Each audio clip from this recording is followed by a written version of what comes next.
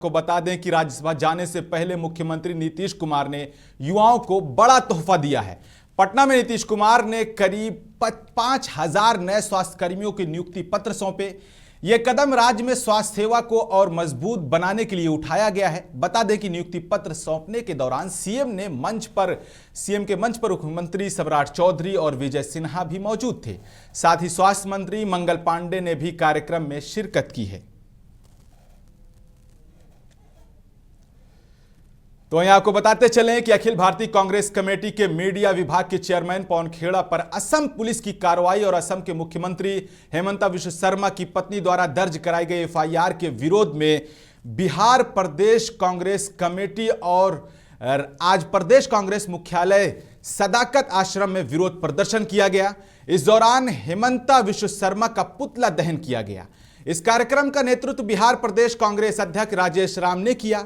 इस अवसर पर बड़ी संख्या में कांग्रेस नेताओं और कार्यकर्ताओं ने केंद्र और असम सरकार के खिलाफ नारेबाजी की। अब सवाल ये उठता है कि क्या विपक्ष की आवाज दबाने के लिए असम पुलिस और असम के मुख्यमंत्री ये सब कुछ कर रहे हैं? हेमंता बिश्व शर्मा और उनकी पत्नी पर 3-3 पासपोर्ट लेने का आरोप जो है कांग्रेस पार्टी का, जिसने प्रेस वार्ता करके हमारे राष्ट्रीय प्रवक्ता पवन खेड़ा जी ने सवाल खड़े किए थे। सवाल खड़े करने के लिए यदि आप के पास सवाल का जवाब देना चाहिए था, और इस बात से जो उनके पास पुलिस कार्रवाई की गई, उनके घर पे सर्च किया गया और जिस तरह से अभद्र टिप्पणियां उन्होंने की है, तो मैं यही कहना चाहता हूं कि यदि किसी व्यक्ति पर यदि आरोप लगता है और वो आरोप के जो लगे हैं वो गंभीर आरोप है, आप इस नागरिक आपकी पत्नी यदि भारत के नागरिक हैं तो पासपोर्ट भारत की होनी चाहिए। यदि विदेश की पासपोर्ट आपके पास है तो आपको जवाब देनी चाहिए।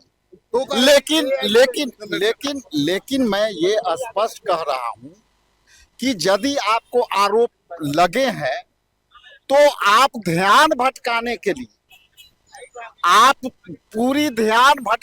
लिए, लोगों को ध्यान भटकाने के लिए उन्होंने पुलिस भेजा, गंदी गंदी गालियां दी और आज उनको असम के अंदर पराजय दिखते हुए ये विशुद्ध रूप से हमारे नेता और प्रवक्ता को डराने का कोशिश हो रहा है।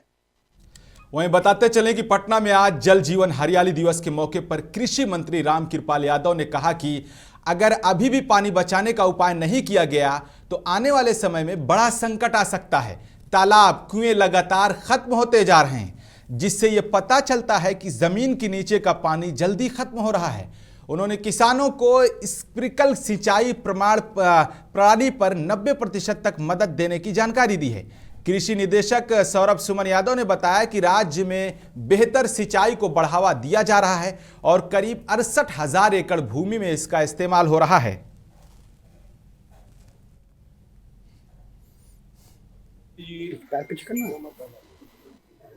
13 जुलाई 2019 में विधानमंडल में विस्तार पूर्वक चर्चा हुआ और जल जीवन हरियाली का एक रूपरेखा तैयार हुआ और 2 अक्टूबर 2019 को गांधी जयंती के अवसर पर यही ज्ञान भवन में इसका अभियान शुरू हुआ था।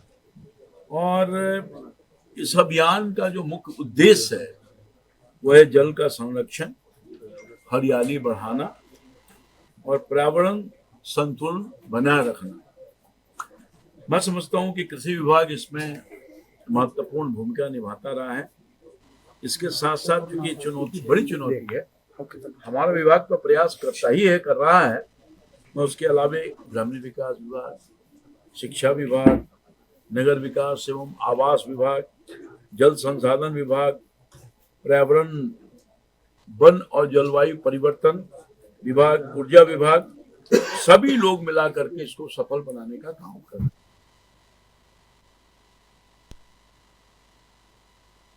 तो वहीं आपको ये भी बता दें कि पटना में फुलवारी शरीफ के चौराहल मगर नगर में शिमोनी बाबा चौरमहल का 41वां राष्ट्रीय जयंती महोत्सव बड़ी अकीकत और जोश के साथ मनाया गया।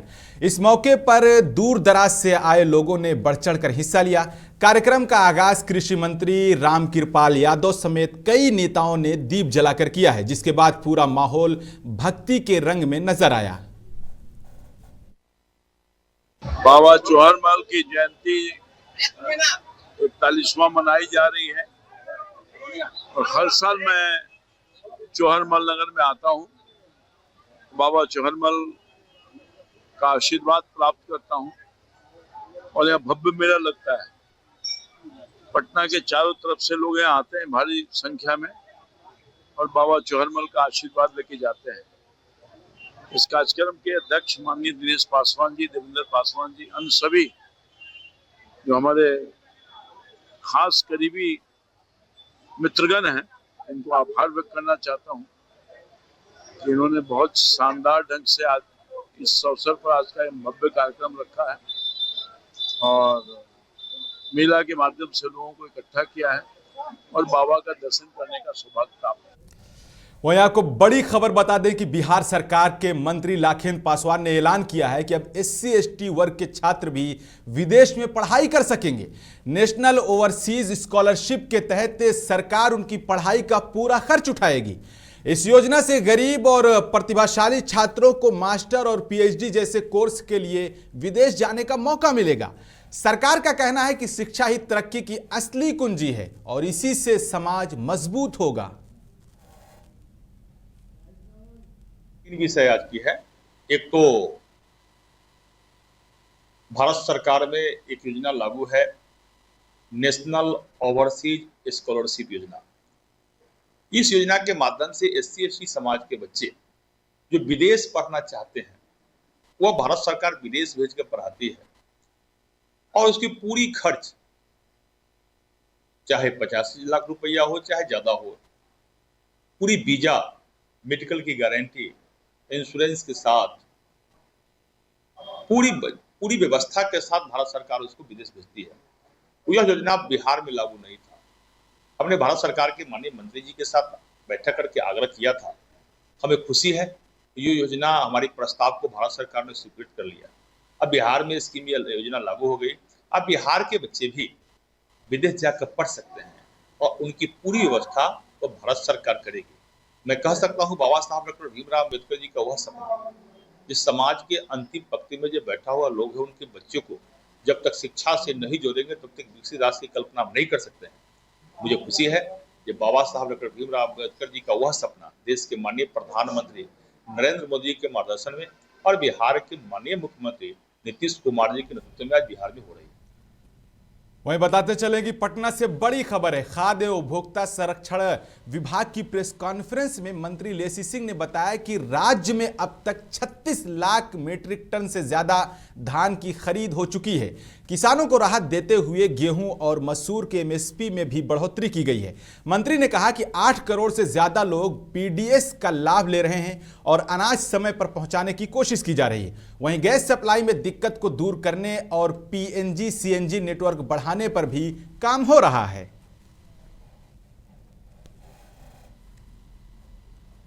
वहीं आपको बड़ी खबर बताते चले कि सुपौल पुलिस ने लापता युवक के मामले में सफल उद्भेदन करते हुए हत्या की गुत्थी सुलझा ली है। इस मामले में पुलिस ने मुख्य आरोपी समेत 2 अभियुक्तों को गिरफ्तार किया है और हत्या में इस्तेमाल हुए हथियार भी बरामद कर लिया है।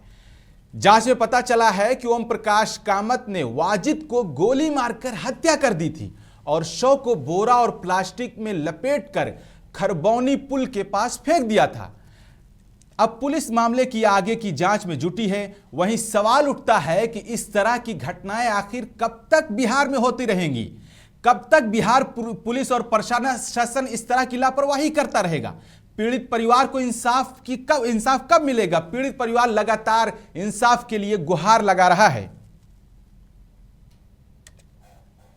दिनांक 1 तारीख को पुलिस को सूचना प्राप्त हुई कि चकडुमरिया में एक व्यक्ति का लापता हुआ है, जिसका नाम वाजिद अली है। इस पे इसका संवेदनशीलता को देखते हुए पुलिस के द्वारा एक SIT का गठन किया गया था, जिसका नेतृत्व SDPO सदर के द्वारा किया गया था। टीम के द्वारा लगातार इस पर सूचना संकलन एवं उसका बरामदगी के लिए कोशिश किया जा रहा था। इसी बीच पुलिस को कुछ टेक्निकल साक्ष्य मिला एवं मानवीय इनपुट भी मिला। इसके आधार पर चंदन कुमार नामक एक व्यक्ति को हिरासत में लिया गया और उससे पूछताछ करने पर पूरा कांड का खुलासा हो गया। उसके द्वारा बताया गया कि ओम प्रकाश नामक एक व्यक्ति के द्वारा इसका हत्या कर दिया गया है और पुलिस के द्वारा फिर इसको ओम प्रकाश नामक को कई दिनों से ट्रैक कर रहे थे और आज सुबह जोगबनी नेपाल बॉर्डर से इसको गिरफ्तार कर लिया गया है।